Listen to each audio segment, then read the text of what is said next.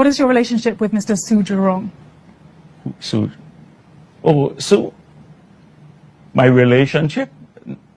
Nothing. He's a tenant in my place, yeah. That was Guyana's Vice President Bharrat Jagdeo responding to an alleged bribery and corruption question, which was asked by Vice News reporter Isabel Yang. She interviewed the Vice President in early 2022. Welcome back to the Final Takeaways podcast edition. Thanks for joining us. Tomorrow, September 1, 2025, the PPP government is seeking re-election as voters head to the polls all across Guyana. Before they vote, they're seeking an answer to this key question. Can Guyanese trust the PPP government? Considering a barrage of allegations of corruption and the fact that Guyana still ranks high among the most corrupt countries in the hemisphere under the PPP government. This fact is based on an International Corruption Perception Index report. We didn't make this stuff up. The rankings are provided by agencies like Transparency International. According to the agency, Guyana's Corruption Perception Index score fell from 41 in 2020 to 39 in 2024. The ranking is based on a scale of 0 to 100, with 0 being most corrupt to 100 being clean. The darker you are, the lower you are on the index. The developed countries hardly ever get on this index. And they have more institutional corruption, in my view. Now you might be wondering why we're only focusing on the PPP specifically. Well, because they've been in office for the last 5 years, from 2020 to 2025 present day. The other parties are either brand new with no governance track record to critique, or they are under new leadership, such as with the APNU led by Aubrey Norton and the AFC led by Nigel Hughes. Now let's get to it. As much as the People's Progressive Party Civic enjoys reminding the nation that Win Party's leader Azeem Mohammed was sanctioned by the United States, its own government official was also sanctioned by the US, alongside Mohammed and his father, for alleged acts of corruption. Do you sense hypocrisy? From around 2022 to 2024, a series of high-profile claims emerged that implicated PPP officials in corrupt contracts. For example, a U.S. Treasury report on June 11, 2024, announced that sanctions have been placed on businessman Nizar Mohammed, his son Azeem Mohammed, and a PPP permanent secretary named May Thomas for their alleged involvement in bribery schemes. According to the Office of Foreign Assets Control, OFAC, Mohammed's company paid bribes to Guyanese officials to, quote, facilitate the award of government contracts. And as for Thomas, she allegedly used her position to offer benefits in exchange for cash payments and high-value gifts, thereby influencing contract awards. May Thomas, then the permanent secretary within the Ministry of Labor, subsequently resigned her PPP office amid these allegations. Locally, the main opposition, the APNU and the AFC, has loudly accused the government of procurement corruption. Around October 2023, Member of Parliament Ganesh Mahipal charged that the National Procurement and Tender Administration Board was at the helm of rampant corruption under the PPP. Mahipal highlighted cases such as a drainage contract awarded to Tepui Group Incorporated despite it not even having the lowest bid. Mahipal also blasted the Public Procurement Commission for its deafening silence on these abuses, calling it a pawn in the hands of the PPPC as contracts went to party cronies. But the opposition isn't always the one leveling these damning allegations against the PPP. Jaded friends, business partners, and connections have exposed alleged corruption. The most recent and shocking case in 2025 involves allegations by a Guyanese gold miner, Azeem Jr. Baksh. In an exclusive interview that was leaked, Baksh told reporter Travis Chase that President Irfaan Ali and Vice President Bharrat Jagdeo had knowledge of gold smuggling schemes involving over 1,000 ounces of gold and billions of dollars. Baksh also alleged that President Ali received millions of dollars in bribes, which were sent to Ali through his mother, allegedly. Let's hear from Baksh. I will say, but you they're good with these people, man. Say, yeah, he and the president are partners now. Partners in business. Partners in business. And this is Val's construction. Val's construction. Right. Yes. That he would have to give the president 5% of whatever contract he gets. And the president's mother would be the one collecting this money. She is responsible for collecting the 5% from him. At one time, he ran into my office and he said that you got to get $35 million urgent. I said, by me at $35 million now, you don't got so much money for me already.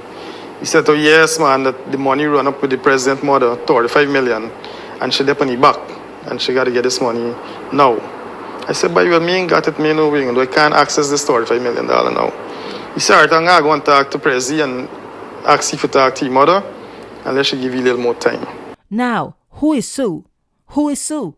In 2022, a U.S. Vice News investigation alleged that Vice President Bharrat Jagdeo and PPP insiders took kickbacks or bribes from contractors in exchange for awarding them lucrative construction and other contracts.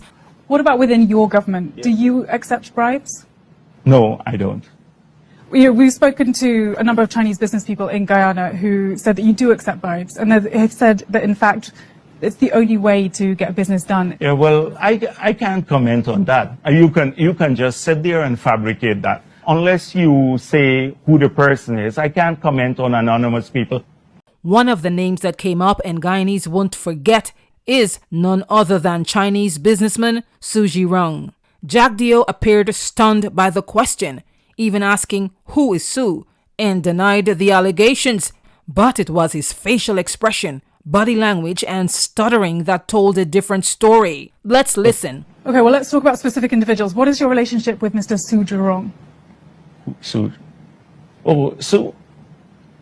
My relationship? Nothing. He's a tenant in my place, yeah. And he's a good friend of yours?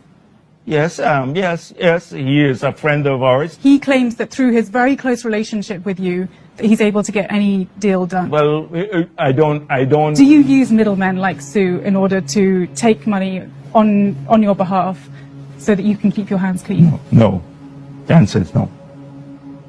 We met with a manager from a Chinese state-run corporation who confirmed that they use individuals like Su in order to get these deals done, and that they pay them a consulting fee, which essentially serves as a bribe to individuals like you.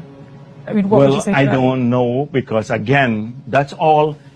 You're building everything on what you have met and what people told you. I don't know. I can't comment on some anonymous manager now telling you something. I mean, these are individuals who have significant business interests why do in you, this country. So why I'm just do you wondering think, yes, that but why if do so you many think? people are telling us one thing about, this is the way that deals get done. But Civil society groups pressed for an official probe, but by 2023, no action had been taken. Each case we just highlighted gained media attention and parliamentary debate. PPP officials have typically responded by dismissing the charges as unproven generic accusations, challenging accusers and critics to produce the evidence.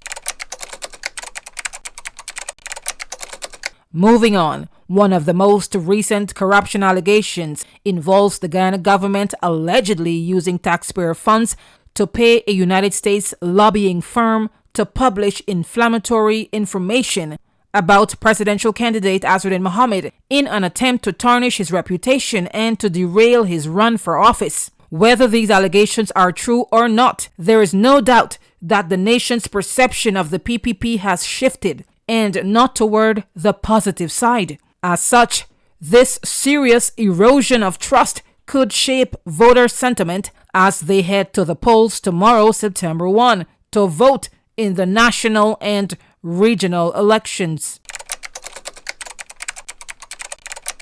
On one hand, the PPP remains electorally strong. An early 2025 poll still puts the PPP well ahead of the APNU and the AFC opposition parties. Then in came the wild card, the Win Party, also branded the underdog in this race to the office of the president. According to a recent Jambi poll, there will be no landslide victory for the PPP in this election.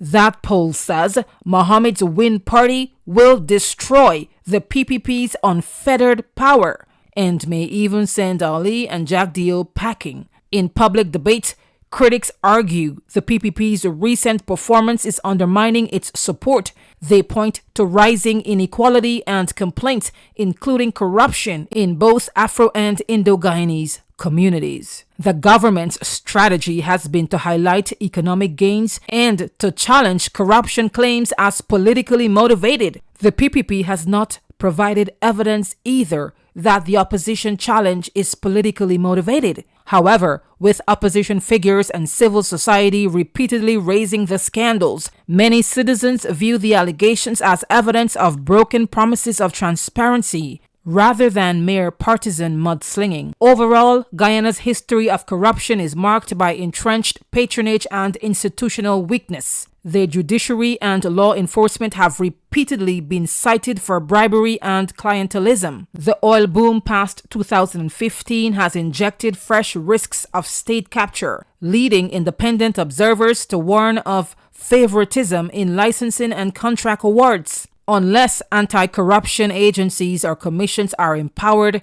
and past cases of alleged corruption are conclusively addressed, such corruption scandals are likely to perpetuate distrust. Let us know your thoughts in the comments section below. Thank you for listening and stay tuned for what's coming up next.